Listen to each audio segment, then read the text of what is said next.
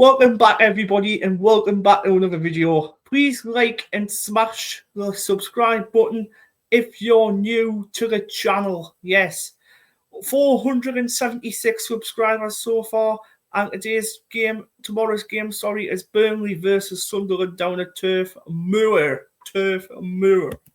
So, yes, getting into this, especially I think Sunderland are heading into game week 2 with plenty of momentum.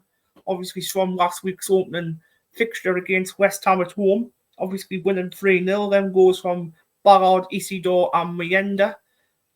Obviously, this weekend we face a newly promoted team as well as us. Obviously, Burnley. Obviously, came up from the Championship last season on 100 points. To be honest, has Sunderland strengthened their squad? Yes, they have. They strengthened their squad like anything, Sunderland. Obviously, 11 to 12 players were brought in over the summer. We've brought in, obviously, the likes of Chemstein Talby. We've brought in the likes of Habib Diarra. We've brought in the likes of Noah Siddiqui. Robin Roofs, Omar Arderate. Obviously, Noah Majugli. Mark Gill were brought in as well. So we've brought in quite a few players. I think the Premier League proven players as well. I think they can prove something in the Premier League, obviously, to shock a few teams as well. So obviously today what we're going to do is we're going to review Sunderland's performances so far and highlight the key battles, and we'll finish with a predicted lineup and a score. So let's get into it. So game week 1 against West Ham obviously gave us plenty to be excited about. Obviously, Sunderland secured a convincing 3-0 win, like I mentioned before, with a standout performance from, obviously, I think Ballard was a colossal at the back, obviously, as well. Alderati when he came on in the second half when Seals had to go off with an injury. Obviously, the new signings as well, they've showed a lot, and I mean, they've blended into the squad so well, they've gelled together. Obviously, there's midfield as well. Obviously, Noah Siddiqui, Habib Diarra, and Granit Xhaka. It's all going into that midfield, and they've all gelled together, like next to none. Obviously, Ronaldo Mandava as well from Atletico Madrid. He's a great player at left back. Obviously, showed his talent last week against West Ham as well. I just think there's some investment what Sunderland's already done so far is already paying off to being really good. Obviously, defensively as well, looking solid and organised, like I mentioned. Obviously, Ballard and Seal and Ballard and Alderate when obviously Alderate come on last week for Seals. So, yeah, obviously, if we can maintain that level as well in midfield, if we carry on going consistently throughout the season, we'll have Xhaka and Diarra and Siddiqui midfield. Obviously, if we'll have to change it up a bit during injuries, we've got the likes of Neil and Rigg on the bench as well. Alan Brown could be there as well. But I've been hearing about Alan Brown and a few other players could be exiting through the door as well. So we'll have to keep an eye on that one. So let's talk about Burnley now. So obviously Burnley got promoted from the Championship last season, also returning to the Premier League after their promotion. But their summer window was more or less aggressive.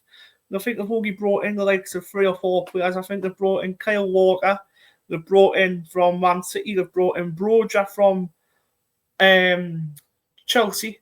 And they've brought in Ugo Chukwu from somewhere as well. I can't remember where it was, but he brought in him from somewhere. But strengthening key positions without drastically altering the squad. So I think they've altered the squad quite well, I suppose, but obviously not the my expectations what I thought Burnley would do. Obviously, Burnley's strength as well lies in discipline and their experience. Obviously, they look to press intelligently and exploit set pieces. I think Sunderland's new signings is squad depth as well. Obviously, going back to Sunderland, I think they could give us the edge if we maintain intensity and control in the midfield, like I've mentioned before. So, yeah. Obviously, the key battles as well to watch is that midfield. Obviously, the Xhaka and the Lafay will need to control tempo and distribute Burnley's rhythm. That's what I think what's going to happen in the midfield. And I think the winning midfield battle is crucial. It's very crucial for Sunderland. Obviously, there's wide threats as well, obviously, from Adringa and Talby. I think they're going to have to must exploit Burnley's fullbacks with plenty of pace and movement, which obviously they could do quite well. Obviously, quick transitions as well could create scoring opportunities. Obviously, from the front two, Mienda and Isidore, obviously, if them two play, or obviously if it's Mienda and Marguillo, depends on who plays tomorrow. But whoever plays tomorrow will probably be one up front and one will come off the bench, obviously, to replace the other. I don't know what crack is with that one. Obviously, set pieces as well. Burnley are quite strong in the air, so defensive organisations on corners and free kicks are vital. And also the attacking lineup as well. The link-up play between, obviously, the new signings for Sunderland. It's going to be cohesive attacking. I think it's going to be very connected. And I think Sunderland could dominate possession as well and create clear chances. I really think that's going to obviously let Burnley down a little bit, if you get what I mean. So, yeah, that's what I think. Tomorrow, I think Sunderland's going to win this game as well. But let's get into the predicted lineup and score. So, I'll probably keep the same most of that lineup from West Ham winning last week. And I think I'll potentially tweak it to introduce Rafie into the midfield as well. Obviously, Sunderland's balance of defensive solidity and attacking firepower should see them control large parts of the game tomorrow against Burnley as well. But if I had to obviously change the lineup, I'll obviously keep Robin Roofs in goal. I'll have Ballard. Obviously, Seals is out injured, I think, still. I think he could be, I don't know. But I think if he is injured, I think Alderweireld will play. Obviously, at left back, I think Ronaldo will play. Right back, Trey Hume. Obviously, in the centre and midfield, it's going to be Granit Xhaka, probably not Hamid Diarra and Enzo Rafie.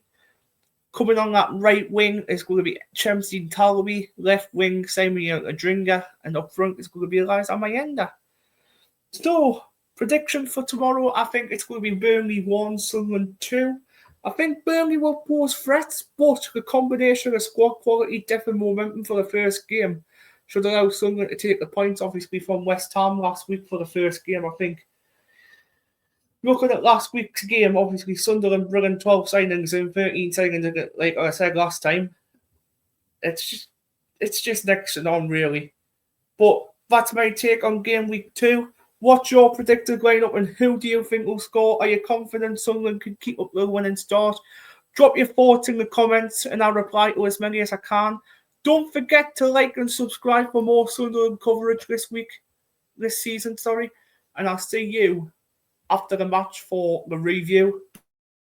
So take care, everybody, and we'll see you next time.